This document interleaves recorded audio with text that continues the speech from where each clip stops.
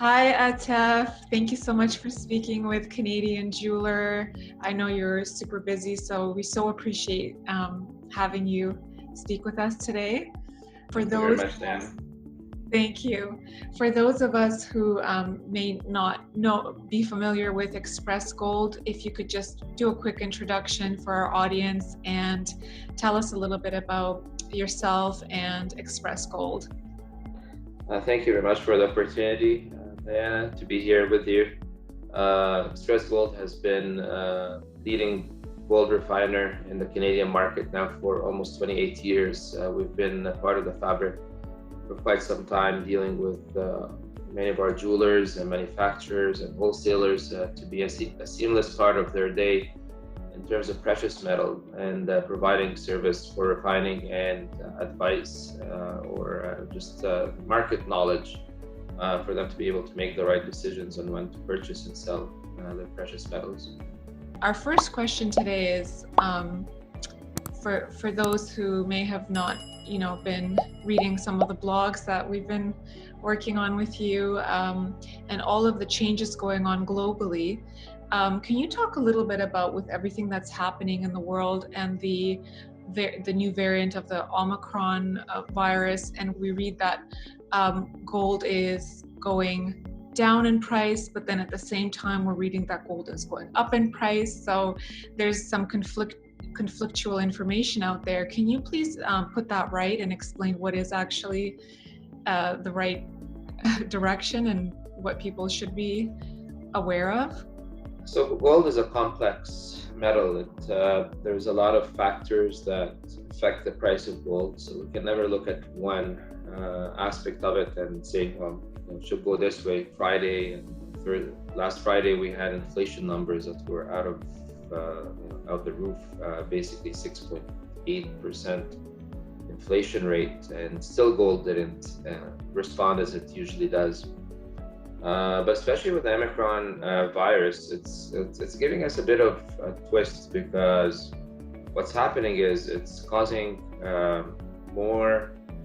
there's more demand still happening in the market, which is pushing a lot of requirement for demand and manufacturing.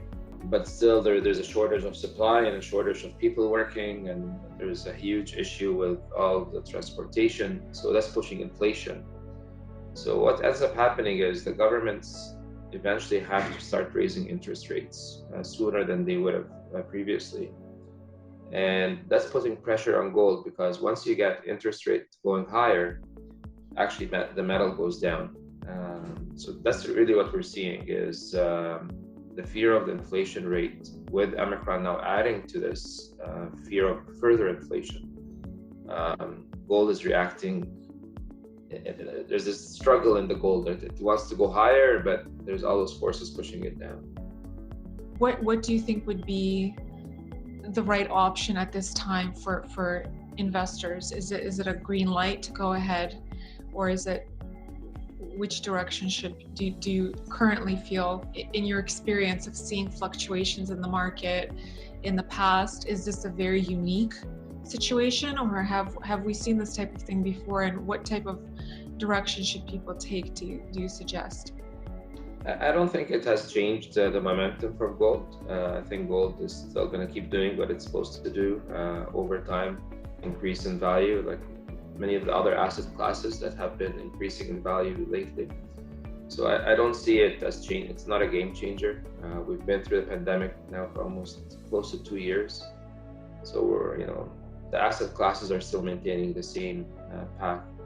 So I think you keep investing the same portfolio amounts, keep checking where the price is, and either jump in at any point. Really, you should start jumping in, or keep adding to your asset class as you see fit. Thank you. Based on that answer, gold is still always the right investment. Yeah, we haven't changed our views on gold. There is no further reporting from any of the smart minds, the smart money, as we call them in the market, to change course. Some of them have gone neutral in terms of advice, kind of just maintain what you have at the moment. Some are still saying, keep adding to your portfolio as you see fit. At the same time, looking at all the other asset classes and precious metals that we have an opportunity to add in platinum, palladium, silver. Obviously, again, silver is down because it is an industrial metal. So there's a good opportunity there also to look at some of those deflated asset classes. Mm. And in terms of price, is there, based on your experience of seeing the market, is there a good price to come in at if you're seeing gold at a certain price or silver at a certain price, based on the fact that there are fluctuations? What would be a good price to buy if you see gold at a certain level? The best advice is buy low and sell high. So basically you look at the price. Again, I like to use averages depending on how long. If you're a long-term asset holder, look at the charts. We have them available on our websites. Make a decision based on, currently the price of gold is still hovering towards the 200-day moving average. So we're still well within good value. So basically what you do is you take a 200-day limit on the chart and you see the highs and the lows. You kind of draw a line through it and you see where that value is. As long as you're under the $200 value, under 200-day moving average value, you're buying at good value. That's really the secret to finding that price point. Perfect. So check the website daily, regularly, because you have live fluctuations and live market on your website. And take a 200-day average would be your advice to figure out where you should be buying on average, and below 200 is still considered a really good spot to come in. Yeah, that's usually a good indication. It's about close to 7 months of data, so it gives you a good indication where the trend is. You can look at the blogs, you can see what we're providing in terms of news and updates. Unless something major happens, it's always good to buy. And then on the website, you have the availability to click buy right away. It takes 10 seconds to make that decision once you're ready to do it. So it's very fast. Okay. And we've also done some articles and some blogs regarding other precious metals like platinum and palladium. So should investors be looking at those as well right now? Again, based on all the fluctuations going on in the market and with all the... Definitely there is room, again, in terms of your portfolio. We always suggest probably around 70% gold, 15%, 30% other metals. I would suggest 15% silver, 15% gold and platinum and palladium. There's a nice mix usually of those metals, but again, depending on your risk appetite, you increase or decrease those with a financial advisor on how to split that mix. And based on your experience for the past 2 years with COVID and also the different variants that have come out with Delta and now Omicron, does that affect the prices right away, or how does that play into the equation? And then when do you notice them stabilizing? So how does the news play into the equation? At the beginning, people got really scared right away with any of these variances because they said, "Oh my goodness, here we go, another wave, another shutdowns." I think with the advent of the vaccines, it's giving us a bit of a cushion to deal with these type of news. So people are more relaxed, saying, it's not going to be the end of the world tomorrow. These were the type of reactions we were getting right at the beginning of the virus, where all the asset classes were going out of whack compared to the market fundamentals. I think people are getting comfortable that we might have tools in our hands to fight this, and we're going to be okay. So we're not getting the same reaction or fast reaction as we normally would have. Okay. And during these past 2 years, when was the lowest that you saw gold or silver or any other precious metals? At what point did it go down? Right at the beginning, we had two big dips during the pandemic where we hit around $16.80 an ounce. So we're about $100 above that price, which is about 8% or so above that low. But that stayed for hours and we went right up again. Within days, we hit 1,800. So it was one of those fake dips that happened right before a surge.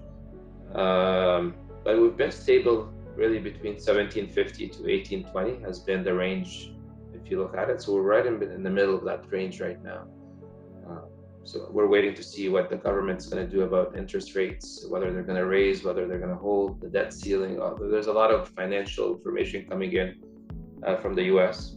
So there's a bit of a holding pattern that's happening in the market right now. Fantastic. Thank you so much for clarifying that.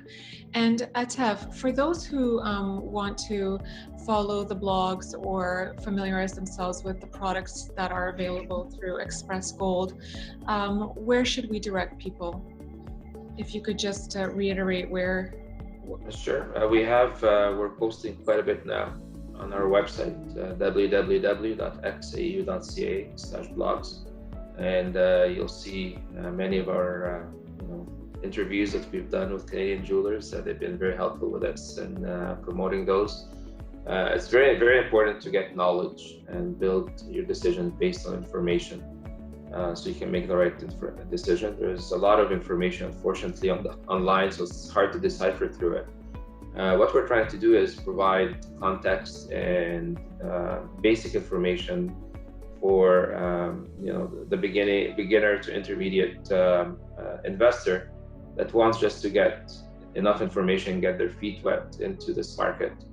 And we've made it such that the information there is quite simple and quite concise. And you've worked on them yourself, Dan, and you've been doing great on them. So it's a good read, and I really suggest they're not dependent on time. They're more general in information, so they apply to the market at any point, which is great to see. Absolutely, and I've also learned a lot from you doing the interviews and the blog posts. So I'm ready to start investing myself. And including the links to your website and any other relevant information into after this interview as well into the post. So thank you so much for speaking with us today. It's enlightening as always, and we look forward to speaking with you again really soon. It's a pleasure. Thank you so much, Diane. Thank you. Have a wonderful day. You too.